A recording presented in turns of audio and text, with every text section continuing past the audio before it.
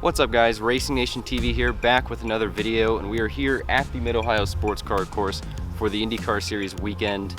It is Friday, it is practice day. There was one practice session for the IndyCar Series today, a USF 2000 race, a Indy Pro 2000 qualifying session, and as far as the racing goes, I think the USF race was the only one, because IndyCar has been doing this weird thing. This is the first thing I want to talk about.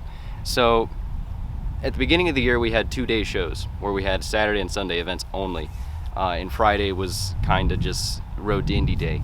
And at Road America, the last race, and here there is stuff happening on Friday, but IndyCar only has one session, and it's a 45-minute session, so it kind of feels like it's a bit of more of a warm-up session rather than a practice. So it pretty much is a 2-day show with a little warm-up session on Friday, kind of like a testing session.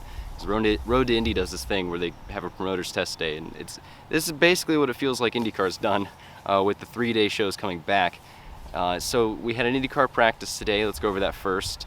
Josef Newgarden was fastest. I'm going to put that up on the screen, all the results. Pato O'Ward close behind, and I'll just let you go through the rest of the field. There are 26 entries for this weekend. That's another thing to touch on. Ryan Norman making his first IndyCar start. He raced Indy Lights for the Andretti Autosport team. Remember that Journey car. Other than that, in the practice session, there really wasn't much that happened. Like I said, it felt more like a test session, but I mean, there was one red flag for the session. Colton Herta, right over here actually, we are in turn 10 at Mid-Ohio. He had a heck of a freaking moment. Yeah, I'll try and get a video, but he had a moment over here. I noticed for a few laps that his car was a little bit loose, and because I was actually up in turn 12 in the fast left-hander, and he got in actually watched him go off trip, put 2 wheels in the dirt. So not a huge surprise that he went off, but I mean, big shocker that he didn't wreck that thing. My lord, Colton Herta, hell of a driver.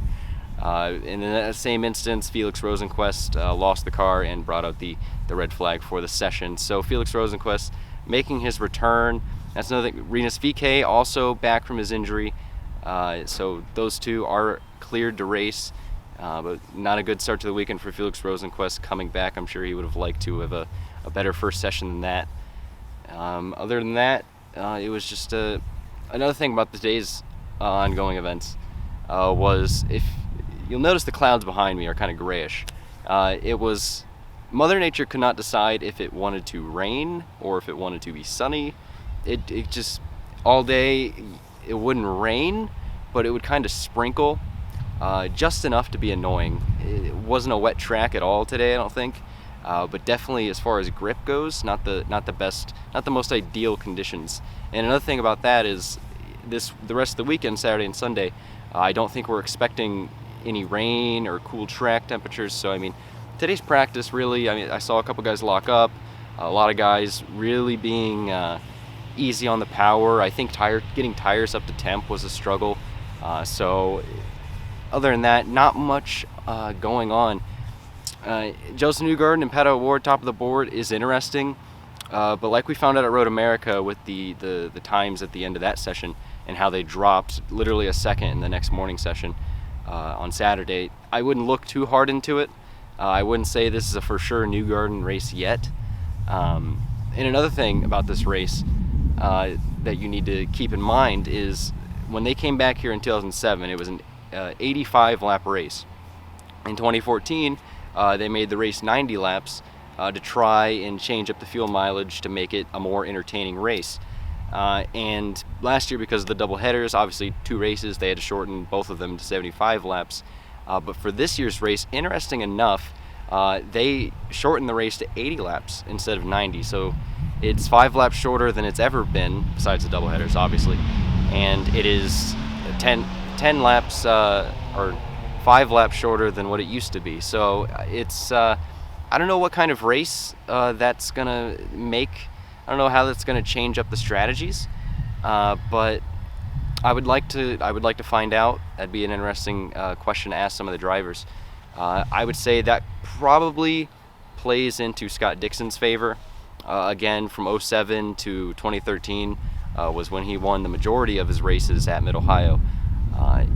That does make it a surefire 2-stop race rather than a 3, I think. But I think that still makes it a 2-stop with saving fuel.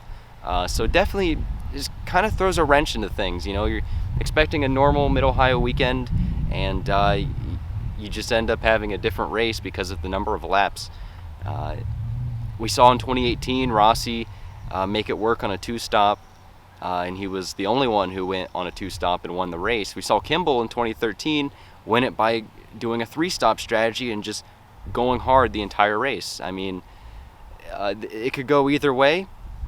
I would say, obviously, everyone says it's pretty predictable going into Mid-Ohio to pick Scott Dixon, but I think with the quiet, good season he's had, I think I'd probably take him to the bank and bet on him. It is literally starting to sprinkle. It's a sunstorm. Why? This is what Mid-Ohio's been like today, ladies and gentlemen.